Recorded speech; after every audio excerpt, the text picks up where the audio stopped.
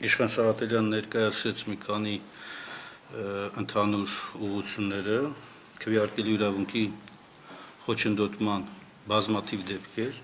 այդ թվում իրավապահ մարմինների կողմից, երբ որ թե բերման ենթարկելու, թե ապօրինի ձերբակալում իրականացնելու, մինչև այս պահն էլ բազմաթիվ անձինք, քաղաքացիներ գտնվում են իրավապահ մարմիններում,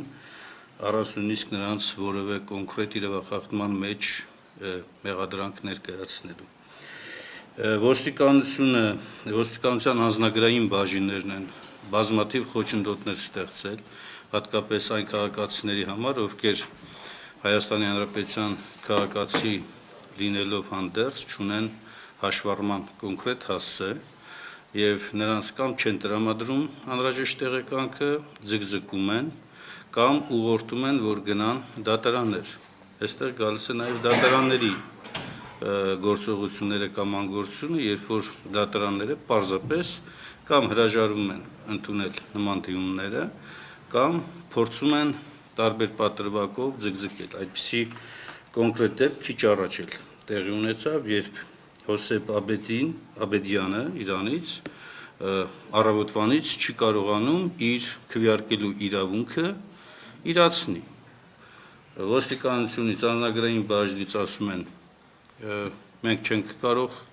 տալ ձեզ համապատասխան փաստաթուղթ, գրավոր մերժում են, այդ գրավոր մերժումը փորձում ենք դատական կարգով բողոքարկել, դատարանները հրաժարվում են ընդունել։ 2-3 փորձից հետո մի կերպ կարողացել ենք մուտք անել, դե պատկերացրեք, մնացել են ընդամենը մի քանի ժամ, դա էլ ավանային հավանականությամբ այդ ժամով պայմանավորված կձգեն եւ մարդը կզրկվի իր իրավունքից։ Մյուս կարևոր խնդիրը, խոշոր մասշտաբի խնդիրը արցախահայերի հարցն է, որ այդպես էլ հստակ ու ռեալ խոչընդոտներ ստեղծեցին արցախցիների քվեարկության հարցով։ Հանձնաժողովներն են առանձին դրվագներում, դեպքերում ուղղակի հանդես գալիս քվեարկելու իրավունքի խոչընդոտման դիրքերից, երբ նույնիսկ այն տեղեկանքները, որոնք ոստիկանությունից մի կերպ հնարավոր է լինում վերցնել, պարզապես հրաժարվում են այդ տեղեկանքներով, լրացուցիչ ցուցակներով մարդկանց քվեարկության թողել։ Իհարկե մենք օպերատիվ աշխատում ենք նաև կենտրոնական տրական հանձնաժողովի հետ, կենտրոնական տրական հանձնաժողովը մի քանի դրվագներով օպերատիվ արձագանքել է, բայց այս մասսայականությունը այնքան շատ է, որ պարզապես հնարավոր չի լինում մարդկանց այս իրավունքները ամբողջությամբ եւ լիարժեք ապահովել դրանց իրացումը։ Մենք արձանագրել ենք բաց քվեարկության բազմաթիվ դեպքեր, ուղղորդվող կամ վերահսկելի քվեարկության բազմաթիվ դեպքեր, այս առնչությամբ նաև հաղորդումներ ենք ներկայացրել թե կենտրոնական տրական հանձնաժողով եւ թե հատկապես դատախազություն, այս պահի դրությամբ դեռևս արձագանք չունենք դատախազությունից։ Ուզում եմ նաև մի կարևոր դեպքի մասին էլ ասել, Դեբետավան բնակավայրում այս պահի դրությամբ 2 հոգի բերման են ենթարկվել, մեկի նկատմամբ մեղադրանք է ներկայացված, մյուսին տևական ժամանակ արձագանքելուց հետո բաց են թողել, բայց հիմա այս պահին էլ Դեբետավան գյուղում հսկում են ազգային անվտանգության ծառայության եւ հակակոռուպցիոն կոմիտեի օպերատիվ խմբերը, որպեսզի միանգամից բերման ենթարկեն, բռնեն, բերման ենթարկեն այն քաղաքացիներին, ովքեր որ Հայաստան դաշինքի աջակիցներ են կամ քարոզիչներ են եղել եւ են։ Սրանք հաստատված փաստեր են։ Եվ հիմա էլ հսկողություն է սահմանված այնտեղ մեքենաներով, որպեսզի ստեղծեն, այսպես կոչված, մի վիճակ, որ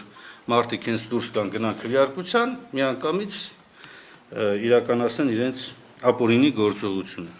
Ամփոփելով արձանագրեմ, որ տեղեկատվական տերորի միջավայր է ստեղծել իրավապահ համակարգը, վարչական ռեսուրսի հստակ չարաշահում է արձանագրվում մեր կողմից, ավելին նաև քարոզչական արգելված քարոզչական հնարքի խախտումներ է արձանագրվում նաև մեր կողմից, կարող եք ասել, որ այս ասուլիսն էլ է դրա շրջանակներում, սա նախ ի պատասխան է ՔՊ-ի հրավիրած ասուլիսին եւ որևէ մեկի մտքով թող չանցնի, որ իրենք կարող են օրենքը այսպես ոտնահարելով տեղեկատվական ծանր վիճակի մեջ դնել մեր հանրությանը։ Իրենք այս պահի դրությամբ էլ կատարում են հստակ քրեորեն պատժելի ենթադրյալ հանցագործություններ, որոնք հետագայում պետք է արժանանան իրավական կոնկրետ գնահատականի։ Այս պահին այսքանը։ Բաժանորդագրվեք Արմաթ մեդիայի ալիքներին սոցցանցերում, հետևեք մեզ նաև Armat Media AM կայքում։